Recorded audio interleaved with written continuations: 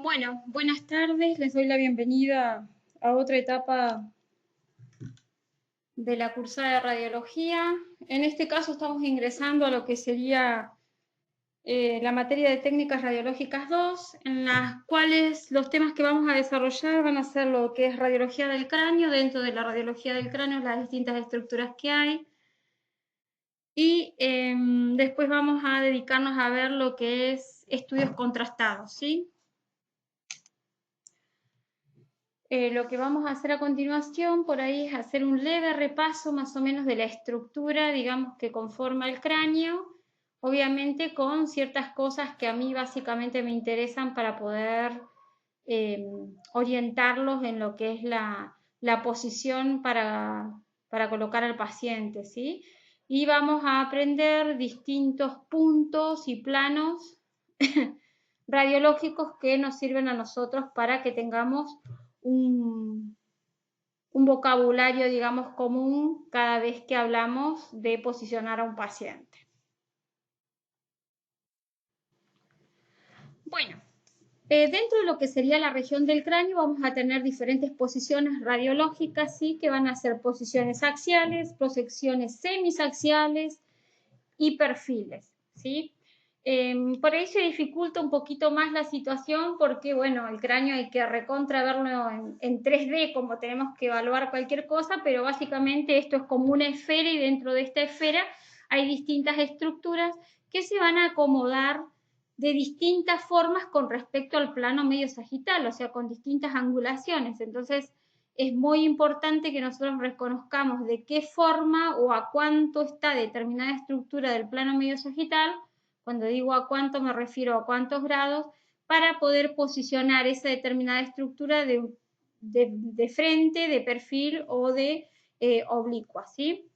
Dentro de las proyecciones especiales que vamos a tener dentro de la región del cráneo, o sea, saliendo de lo que es el cráneo frente, perfil y algún axial, vamos a tener distintas proyecciones especiales que van a evaluar lo que es la región del oído y, bueno, la región de órbitas bueno, y algunos accidentes óseos específicos dentro de los huesos que componen el cráneo, ¿sí?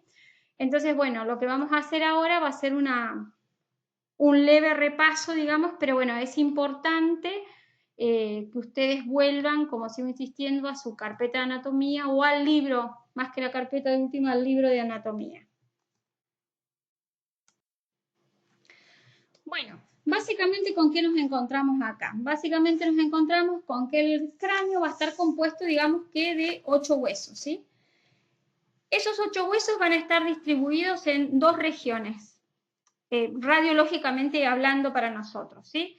Estas regiones se van a denominar calota y base de cráneo, ¿sí? Esto va a ser lo que es la calota y esto va a ser lo que es la base del cráneo. Aparte se va a encontrar el macizo facial, ¿sí? Pero bueno, es como una línea que va a cruzar acá y nos va a dividir a la región de la calota y la región de la base del cráneo. En la región de la calota, nosotros, ¿qué huesos vamos a encontrar? Vamos a encontrar el hueso frontal, antes que todo, bueno, digamos que esta es una vista de perfil del cráneo y esta es una vista de frente. Hay algunos de estos 8 huesos que en una vista de frente los podemos visualizar y en una vista de perfil también, y hay algunos que no, digamos, ¿sí? Bueno, entonces vamos a arrancar por la región de la calota. ¿Qué huesos encontramos dentro de la región de la calota? Para nosotros vamos a encontrar lo que es el hueso frontal, ¿sí? Que es todo este huesito celeste, ¿sí? Que conformaría lo que es la región de la frente, la región supraciliar, ¿sí? O sea, o supraorbitaria. Este hueso frontal, como ven, va a articular con lo que es la región del parietal, ¿sí? Con lo que es la región del temporal. Acá en el frente lo pueden visualizar bien, cómo el hueso frontal sí ocupa toda la frente y ocupa lo que sería el techo de lo que es la región de la órbita, ¿sí? Y la parte donde comienza lo que sería la espina nasal.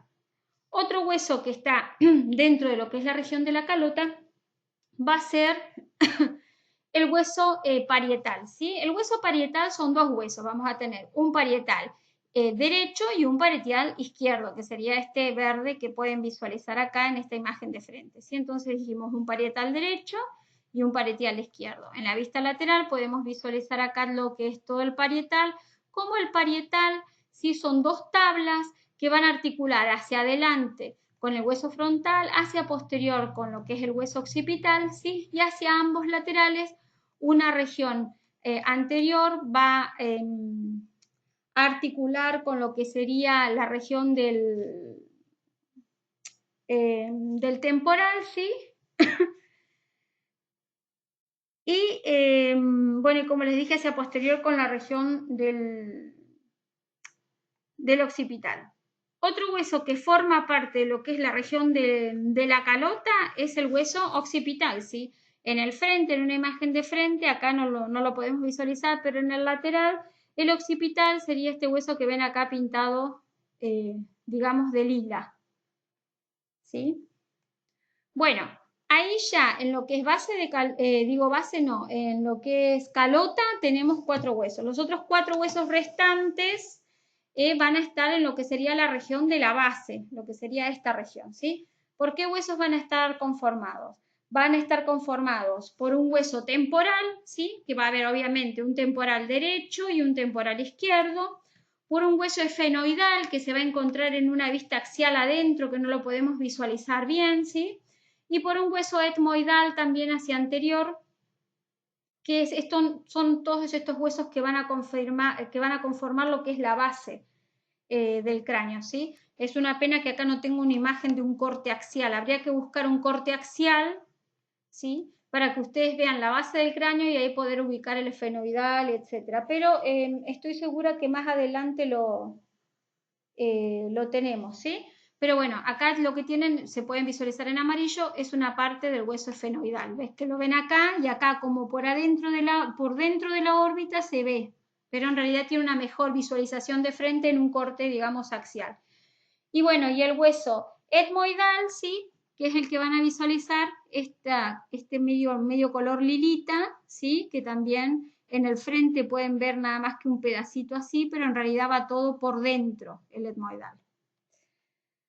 Bueno, de estos 4 huesos, de estos 8 huesos, perdón, ¿sí? Que dijimos, 4 iban a conformar lo que es la calota y 4 iban a conformar lo que es la base del cráneo. Cada hueso va a tener distintas por ahí características que yo necesito que digamos que tengan en cuenta, ciertos reparos óseos. Tienen un montón de reparos óseos, pero yo me dediqué por ahí a puntualizar aquellos que por ahí se ven en las proyecciones radiológicas o que tienen proyecciones propias para poder visualizarlos. Bueno, vamos a arrancar con aquellos accidentes óseos por ahí que a mí me interesan, digamos, del frontal. Dentro de la región del frontal, ¿qué accidentes óseos vamos a tener? Por ejemplo, vamos a tener el surco supraorbitario, ¿sí? El surco supraorbitario va a ser en el frente, digamos. O sea, sería por encima de la ceja encontramos lo que sería el surco supraorbitario, ¿sí? Después, lo que tenemos es el borde supraorbitario, que sería más o menos a esta altura, sería por encima del borde, digamos, de la órbita, ¿sí? Por donde termina, en el borde superior donde termina la cavidad de la órbita, por encima tendríamos el borde supraorbitario, ¿sí? Otro detalle que tenemos es por encima del borde supraorbitario tenemos lo que es la cresta supraciliar. La cresta supraciliar, que obviamente va a ser bilateral, la cresta supraciliar más o menos estaría lo que sería la altura de las cejas, ¿sí? Nuestras. Y entre ambas crestas supraciliares, o sea, acá a esta altura, lo que tenemos es la glabela, ¿sí?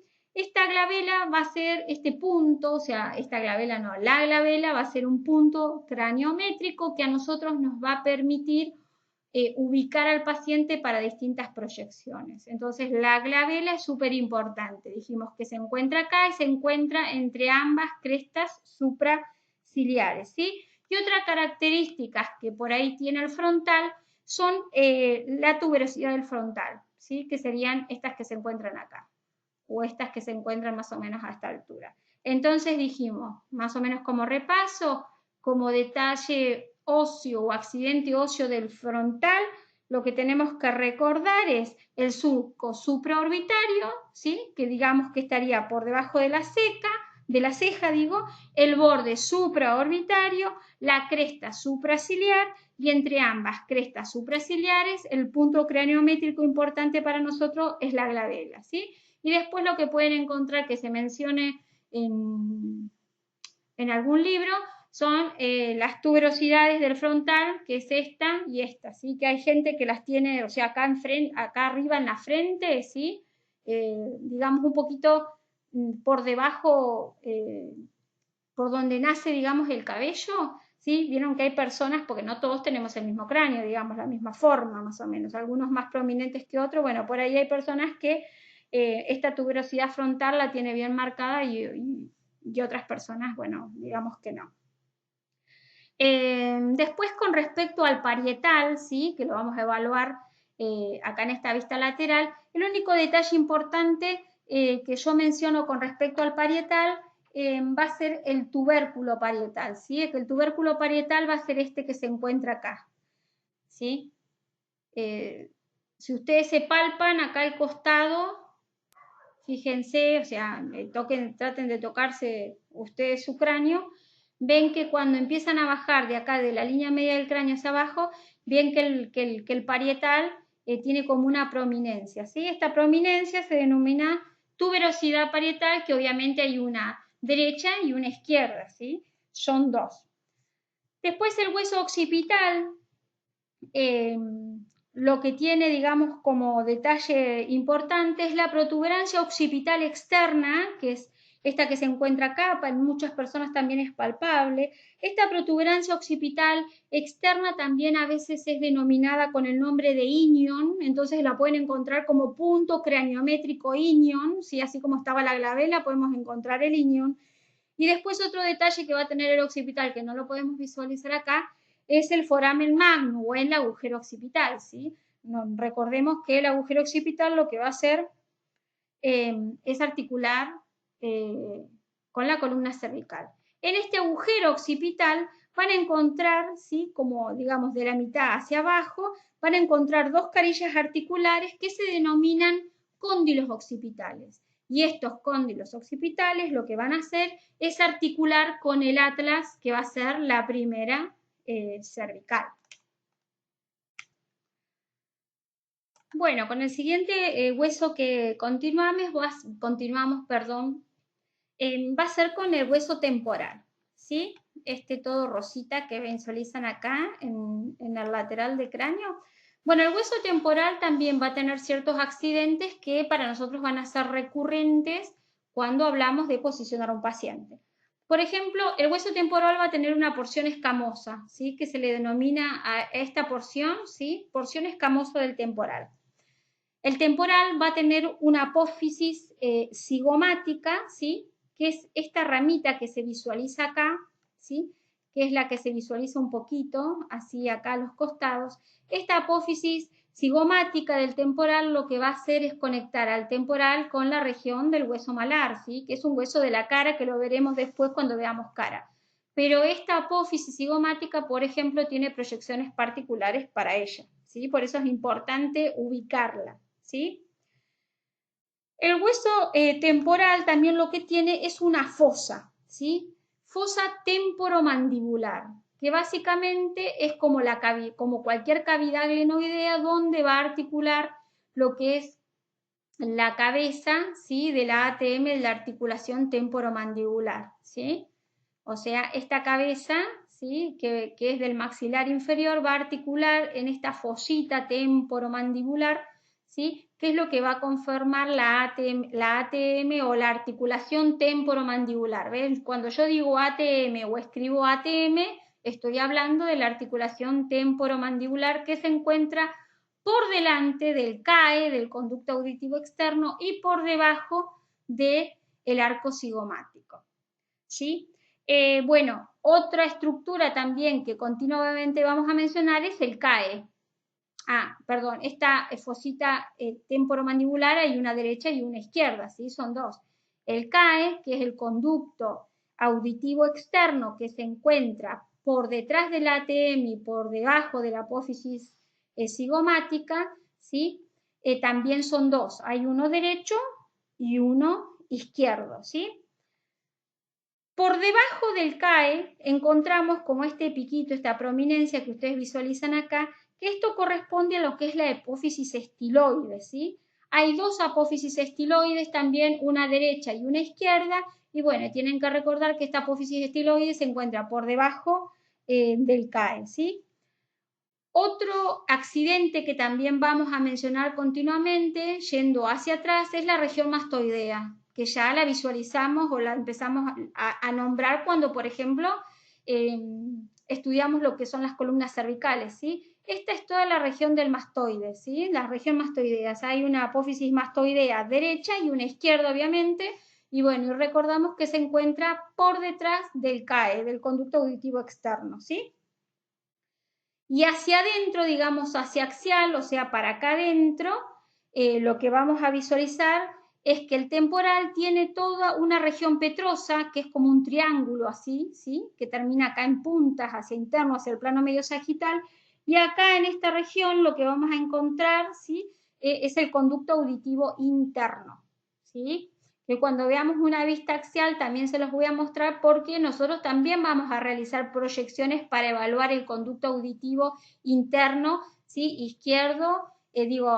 Derecho e izquierdo, ¿sí? Entonces para eso tenemos que saber cómo la región petrosa, derecha e izquierda están ubicadas con respecto al plano medio sagital del paciente, ¿sí? Bueno, otro hueso importante, como les había mencionado, era el efenoides, ¿sí? Que está acá, lo pueden ver por delante de lo que es el hueso temporal, ¿sí? Acá nada más en el frente se ven estas laterales que son unas alas del efenoide y acá dentro de las órbitas también se proyectan, ¿sí? El efenoides adentro lo que va a tener, hago una gráfica acá, el hueso efenoide es como si fuera, si lo miro de frente, es como si tuviera un cuerpo y tuviera alas, como una mariposa, digamos, el borde superior de las alas, ¿sí? Van a ser las alas menores del efenoides y las más grandes van a ser las alas mayores del efenoides. Y el cuerpo del medio va a tener lo que se denomina la silla turca, ¿sí? Esa silla turca mirada desde lateral, lo que va a tener es un piso, ¿sí? Hacia adelante va a tener dos apófisis, ¿sí? Una derecha y una izquierda, que se van a denominar clinoides anteriores, y el dorso de la silla turca van a ser también dos apófisis que se van a denominar clinoides posteriores, ¿sí? Entonces dijimos que esta silla turca también tiene un gran valor radiológico y ahora por otros métodos de diagnóstico por imágenes más complejos, porque en esta silla turca se aloja lo que es la glándula pituitaria, ¿sí? Esta glándula suele desarrollar distintos tipos de tumores que afectan a todo lo que es la cuestión neurológica, y cuando nosotros, por ejemplo, la radiografiamos de perfil, el piso de la silla turca se ve doble cuando tiene alguna patología, ¿sí? Por eso es importante poder ubicarla, ¿sí? Y bueno, y darnos cuenta que por delante van a estar las alas menores del efenoides, que van a terminar las alas menores conformando lo que son las clinoides anteriores, el piso de la silla turca, el dorso de la silla turca, que son las clinoides posteriores, que se terminan de conformar con las alas mayores del efenoide, ¿sí? También en lo que es entre el dorso de la silla turca, ¿sí? O sea, entre lo que sería el dorso de la silla y las clinoides posteriores, hacia arriba están las clinoides posteriores, viene el dorso de la silla turca, hay un espacio acá, ¿sí? Que se denomina clivus, ¿sí? O sea, el clivus sería, como para que nos ubiquemos topográficamente, se me ocurre a mí. Yo cuando lo veo en una RX te puedo decir, este es el clivus. El clivus sería la depresión que hay posterior, ¿sí?, al dorso de la silla turca, o sea, sería la continuación. Cuando termina el dorso de la silla turca, o sea, la espalda como de cualquier silla, la porción que sigue se denomina clivus, ¿sí? Bueno, otro hueso también importante va a ser el hueso etmoides, ¿sí? Este que se visualiza acá. Bueno, el hueso etmoides, la importancia que va a tener y que en realidad se visualiza también en las RX de frente de cráneo, es que el hueso etmoides es una lámina, digamos, cribosa, ¿sí? Muy finita. No sé si alguna vez tuvieron la oportunidad de ver un cráneo en vivo y en directo, y algunos cráneos la tienen, pero es una lámina muy finita. Es una lámina cribosa, le llaman, porque lo que tiene es, si la lámina es así y tiene en el medio tiene una lámina perpendicular, que esa lámina perpendicular lo que hace es conformar esto, sería formar lo que es el tabique nasal, ¿sí? Bueno, la lámina que está por acá arriba, esta lámina cribosa, tiene la característica de tener un montón de agujeritos, ¿sí? Y por esos agujeritos pasan un montón de paquetes vasculo nerviosos. Bueno, y esta lámina cribosa hacia arriba, hacia acá, también tiene una apófisis también muy finita, muy delicadita, sí, que se denomina apófisis cristagalis. Bueno, la apófisis cristagalis se visualiza en las RX, como también se visualiza obviamente el tabique nasal o sería, o a uno le pueden preguntar, ¿qué es el, o sea, ¿por qué se visualiza el tabique nasal? Y porque el tabique nasal me lo voy a radiografiar continuamente cuando tengo un traumatismo. Pero el tabique nasal, hay que saber que el tabique nasal lo que es la lámina perpendicular, digamos, del etmoide, ¿sí? El tabique nasal es eso, básicamente.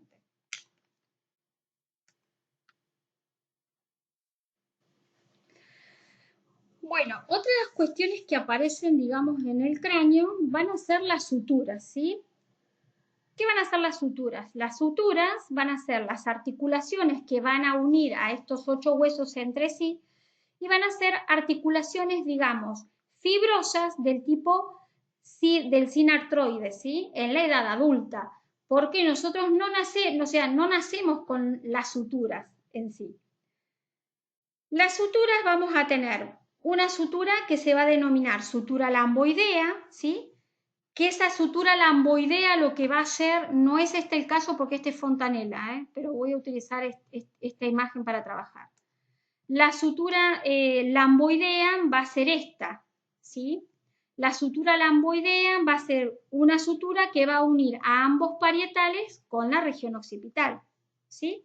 Después vamos a tener lo que es la sutura sagital, ¿sí? Que la sutura sagital es la que va a unir ambos parietales, el derecho y el izquierdo.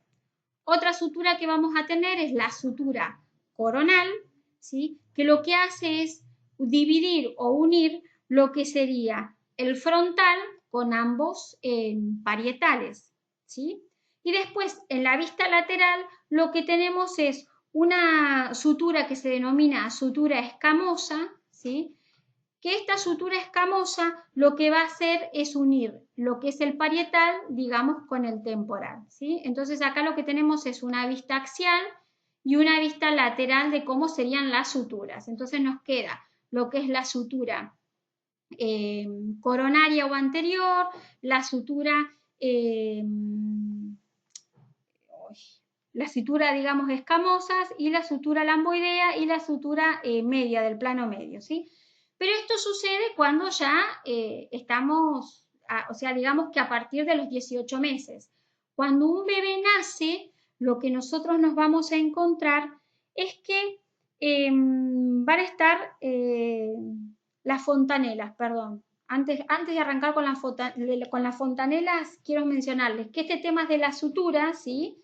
Que fue las que les describí recién, cada extremo de cada sutura, digamos, va a tener un punto, ¿sí? Esos puntos, ¿sí? Que por ahí se los cuento, se los menciono porque también por ahí van a haber autores que los van a utilizar para poder desarrollar una proyección para poder ubicar al paciente, van a ser, por ejemplo, el punto brecma, ¿sí?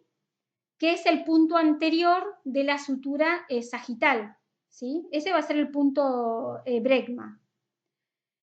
El punto lambda va a ser el punto posterior, ¿sí? De la sutura sagital.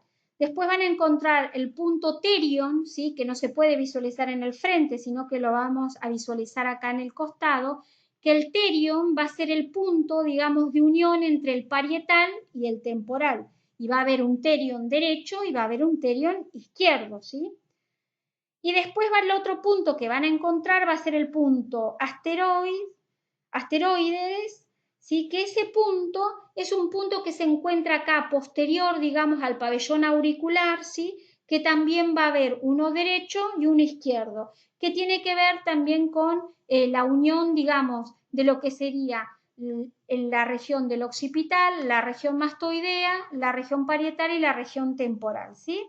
Entonces, todas estas suturas que les mencioné dijimos que tenían puntos. Esos puntos son 4 puntos. Uno es el brecma, el otro es el lambda, el otro es el terion, que va a haber uno derecho y uno izquierdo, y el otro es el asteroides, que va a haber también uno derecho o izquierdo. Bueno, pero ahora sí nos vamos a esta diapo. ¿Qué sucede cuando uno nace? Cuando uno nace, no tenemos suturas, ¿sí? No tenemos una articulación fibrosa del tipo sinatroides, no se cerraron todavía, no se juntaron los 8 huesos que conforman el cráneo. Lo que tenemos son las fontanelas, ¿sí? Las fontanelas lo que son núcleos, o sea, son osificaciones, digamos, al nacer de carácter incompleto, o sea, porque todavía no terminó de osificarse, no terminó de cerrarse, ¿sí? Las fontanelas pueden tener un proceso de osificación lento, ¿sí? Como en el peor, digamos, de los casos o más atrasados, suelen cerrarse entre los 12 y los 13 años, como atraso, digamos, si no se cierran muchísimo antes. Las fontanelas son conocidas en lenguaje criollo como las molleritas en los bebés, ¿sí? Entonces, va a haber una fontanela anterior, ¿sí? En esta vista axial, por ejemplo. Esta fontanela anterior, ¿sí? Se va a cerrar junto con la fontanela posterior más o menos a los 18 meses, ¿sí? Entonces, lo que se va a unir, digamos, a cerrar, va a ser el brecma, el punto brecma, ¿sí? Se va a cerrar junto con el punto lambda, ¿sí? Que es a nivel posterior, y van a conformar lo que van a ser la fontanela anterior y la fontanela posterior, estos dos puntos, ¿sí? Después vamos a encontrar lo que son las fontanelas laterales. Estas fontanelas laterales son mucho más pequeñas que las molleritas que uno suele palparle a los bebés acá arriba o en la parte posterior, ¿sí? Esas fontanelas laterales son mucho más pequeñas y también tienen que ver con los lugares que mencionamos antes de los puntos, ¿sí? Entonces, el punto terion y el asteroide, ¿sí? Que eran 2 y 2, que son 4 puntos en total, van a ser iguales a lo que se denominan fontanelas del efenoide, ¿sí? Ese hueso que yo les mencioné, que está dentro del cráneo y que, bueno, tiene un ala mayor y un ala menor, tiene la silla turca, ¿sí? Y después la otra fontanela que vamos a tener, acá ven que es la efenoidal, la otra fontanela que vamos a tener que se visualiza, o sea, en la vista lateral, es la fontanela de las mastoides, ¿sí? Que va a haber una derecha y una izquierda también, van a ser dos, ¿sí? ¿Por qué explicamos este tema de las fontanelas? Porque a ustedes les va a pasar que ustedes van a radiografiar a un bebé, ¿sí?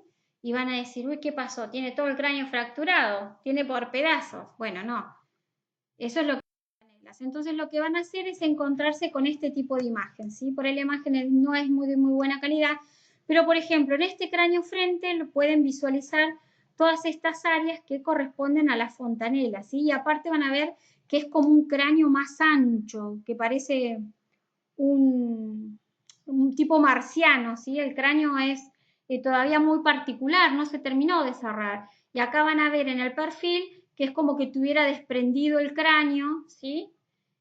Y todos estos espacios que ustedes van a decir, uy, este chico está fracturado, ¿sí? Pero no, estas son las fontanelas o estas son las formas de los cráneos, digamos, de los bebés, ¿sí? Otros más prominentes que otros, porque, bueno, como les vuelvo a repetir, no todos tenemos el mismo tipo de cráneo, ¿sí? Porque ¿qué es lo que sucede básicamente? También tengo que comentarles que por ahí hay ciertos Hay ciertos informes donde ustedes van a visualizar o les dicen, no sé, diagnóstico, control de huesos suturales o wermianos. ¿Qué es lo que va a pasar? Es que por ahí en las suturas, ¿sí? Quedan algunos huesitos irregulares, muy pequeños, ¿sí? Pero quedan huesitos superpuestos irregulares que se dan justamente en las regiones de la sutura. ¿Pero en qué sutura se da, francamente?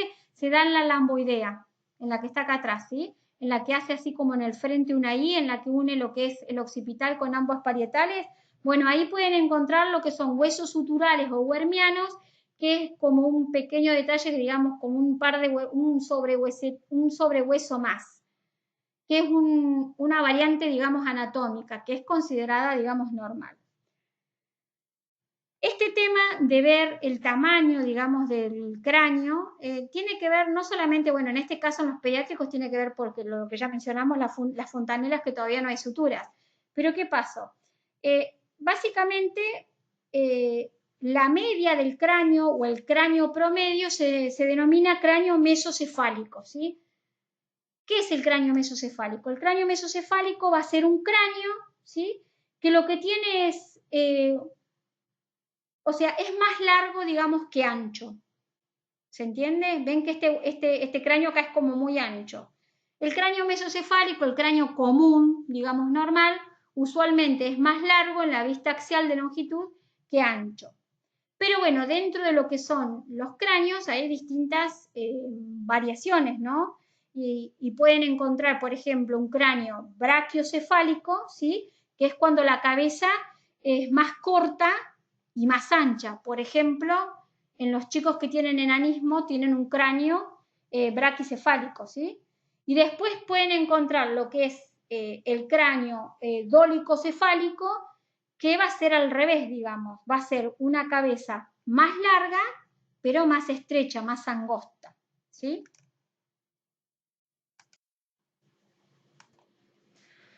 Bueno, ahora lo que vamos a hacer es hablar un poquito de lo que son los planos, las líneas y los puntos, digamos, por ahí craniométricos. Todos en detalles geográficos, digamos, que nos van a servir para ubicarnos en el cráneo, en la posición, en la indicación para la realización de una posición radiológica. Bueno, vamos a hacer un leve recuerdo que el cráneo, como cualquier región que vayamos a estudiar, la vamos a dividir en con un plano medio sagital, ¿sí? Que nos va a dividir, digamos, en derecha o izquierda, ¿sí? Este plano medio sagital, cuando nosotros hacemos un frente de cráneo, ¿qué es lo que va a pasar? Va a quedar perpendicular al plano de apoyo, y cuando yo hago un lateral de cráneo, un perfil, este plano medio sagital lo que va a hacer es quedar paralelo al plano de apoyo, ¿sí? Otra línea que le vamos a sumar al cráneo es la línea interpupilar, ¿sí? También como línea de referencia para ubicar al paciente. La línea interpupilar va a ser una línea que va a pasar en el medio de ambas pupilas. Esta línea interpupilar, por ejemplo, cuando yo hago un lateral de cráneo, un perfil de cráneo, la línea interpupilar me queda perpendicular al plano de apoyo, ¿sí? Vamos hasta ahí con esos dos detalles. Cómo queda el plano medio sagital y cómo queda la línea interpupilar. Cuando hago un frente, cuando hago un perfil. Repaso otra vez. Plano medio sagital, cuando yo hago un frente de cráneo, me queda perpendicular al plano de apoyo o al receptor de imágenes. Cuando yo hago un perfil, me queda el plano medio sagital paralelo al plano de apoyo o paralelo al receptor de imágenes. La línea interpupilar, cuando yo hago un perfil, obviamente, me queda perpendicular al plano de apoyo o al receptor de imágenes. ¿Qué reparos anatómicos voy a tener yo en cuenta en un frente de un cráneo? Por ejemplo, lo que ya mencionamos, el plano medio sagital, la glabela. Recordamos que la glabela era el punto entre ambas crestas supraciliares, ¿sí? Derecha e izquierda, la glabela. El nasion, ¿sí? Más abajo, más o menos a la altura del comienzo de la espina nasal, ¿sí? La línea interpupilar, todo esto en el frente de cráneo, la línea interpupilar, ¿sí? El acantion es otro punto craniométrico, ¿sí? Que va a ser cuando termina la nariz, ¿sí? Este es el acantion, ¿sí? La punta mentoniana, ¿sí? Acá, la sínfisis, digamos, del mentón, que ya la hemos incorporado anteriormente, ¿sí? Y el gonion, que también se ve en el frente, que el gonion también es bilateral, derecho e izquierdo, que también ya lo hemos incorporado cuando estudiamos columna cervical, ¿sí? Entonces, hago otro repaso rapidito de los puntos importantes en un cráneo frente. Plano medio sagital, glabela, ¿sí? Nasion, acantion, sínfisis mentoniana o punta mentoniana, gonion, línea interpupilar, ¿sí? Estamos hasta ahí. Eso es en un frente. Ahora vamos a hablar en un perfil. ¿Qué puntos o qué reparos anatómicos me interesan en un perfil de cráneo? ¿Qué es lo que me voy a encontrar? Me voy a encontrar a la glabela, que también la veíamos en el frente, ¿sí? Me voy a encontrar con el nasion, ¿sí? Por debajo de glabela. También voy a poder visualizar lo que es el acantion, dijimos cuando termina lo que es la nariz.